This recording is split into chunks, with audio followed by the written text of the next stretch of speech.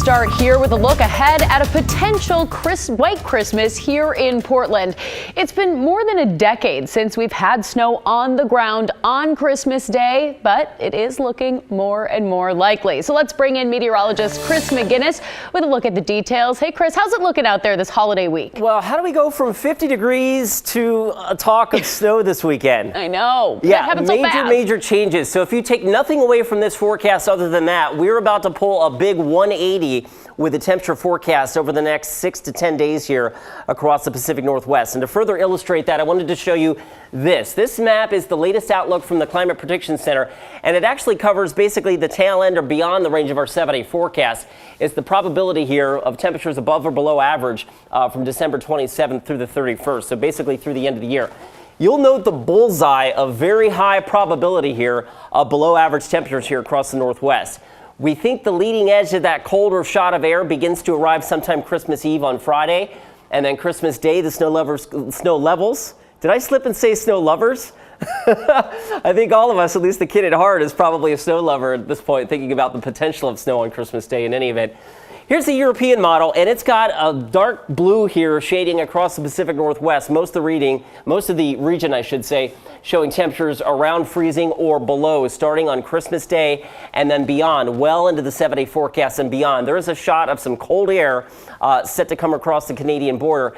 At the same time, while I cannot necessarily pinpoint to one weather disturbance, which is going to give us a big shot of snow, what typically happens is that the storm track follows the region of greatest temperature contrast, which is right along the west coast of the U.S. So as that happens, and I show you this, note that we've got a storm system dropping southward right along the west coast of the U.S. This is Saturday evening, so Christmas night, and then into the day after Christmas.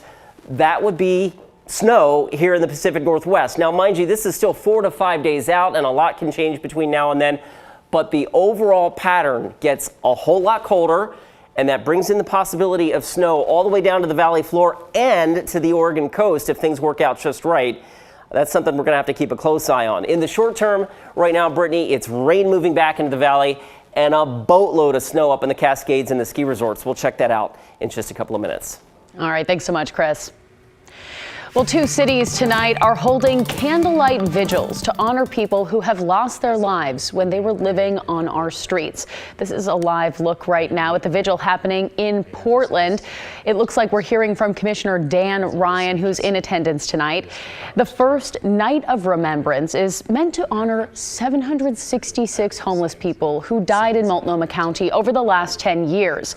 We learned this week that 126 people died homeless in Multnomah County in 2020. Another vigil is happening tonight in Vancouver. There are 30 names on a memorial there. It's a poster that anyone can write messages on. The vigils are taking place on the winter solstice to reflect on living outside on the longest night of the year. And the houseless community in Vancouver is getting a much-needed boost ahead of Christmas. On Thursday, the city's first Safe Stay community is slated to officially open. Today, we got a tour of the 20 tiny homes on city-owned property near Northeast 112th Avenue and State Route 500. Each tiny home will have 2 beds, a heater, and electricity, among other things. Up to 40 people will be able to live in the community. And we spoke to one man who will be moving in with his girlfriend later this week. This will help us because it's rent-free, so it helps us save money to be able to get to an apartment, you know, to get ourselves steady and everything. It's I used to have an apartment, so it's nice, and to be coming back up from being down so low, it's awesome.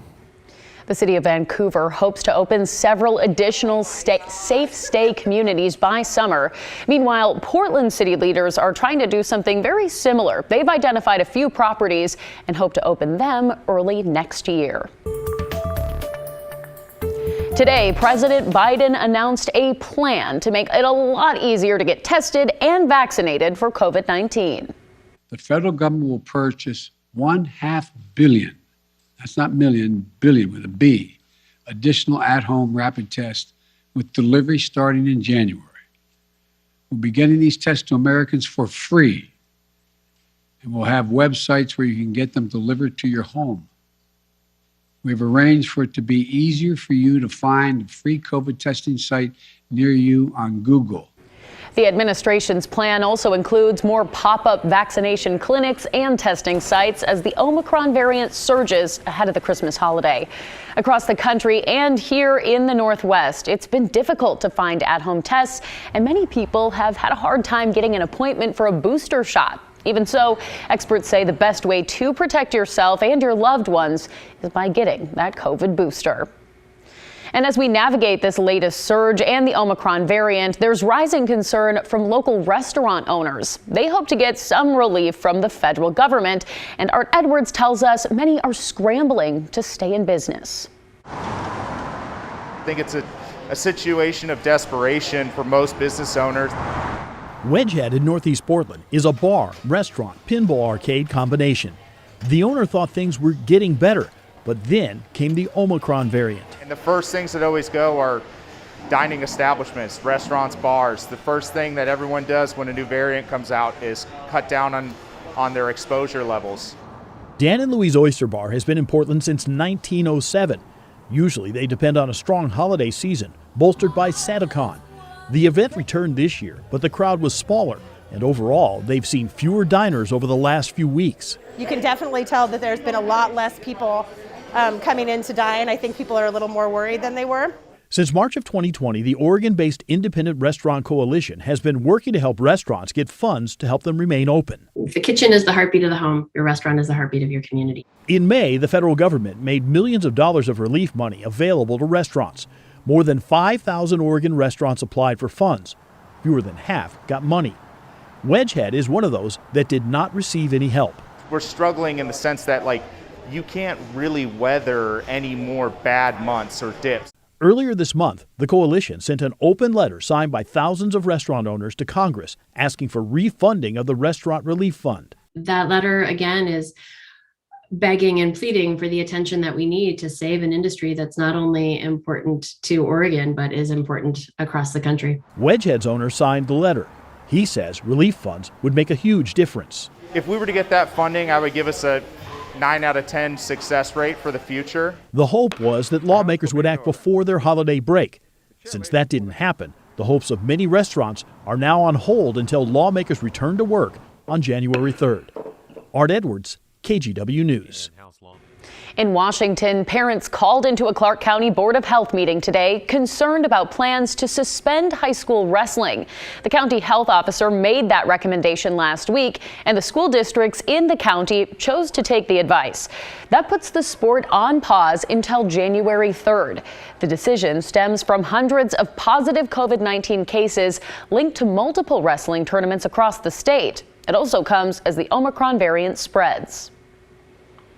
And the idea was to interrupt the virus transmission occurring within the teams and prevent the outbreaks from spreading into the schools and the community. And we certainly have and continue to recognize and appreciate the importance of athletics. Based on public comment, some believe the sport was unfairly targeted, while others approved of the suspension. The University of Oregon announced this week it'll require boosters for students and staff who plan to be on campus. Christine Pitawanich checks in with other colleges to see if similar plans are in the works. Thousands of students and employees at the University of Oregon who show up in person on campus will now have to get a COVID-19 booster shot. This is in addition to the institution's existing vaccine requirement. We checked in with other colleges and universities, and here's what we found.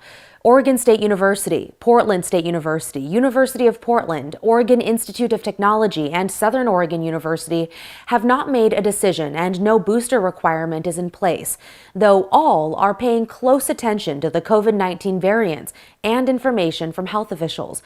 Portland Community College isn't requiring vaccines, so it's not requiring a booster either.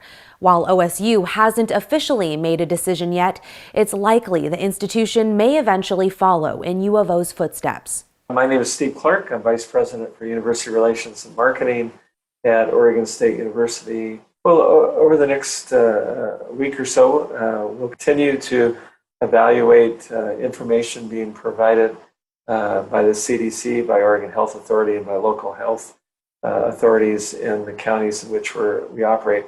And we'll make judgments based upon the guidelines and the guidance provided by science and by health authorities. Clark says the vast majority, more than 93% of students and employees are fully vaccinated, and the school is encouraging the university community to get the booster before holiday gatherings and before coming back to campus on January 3rd.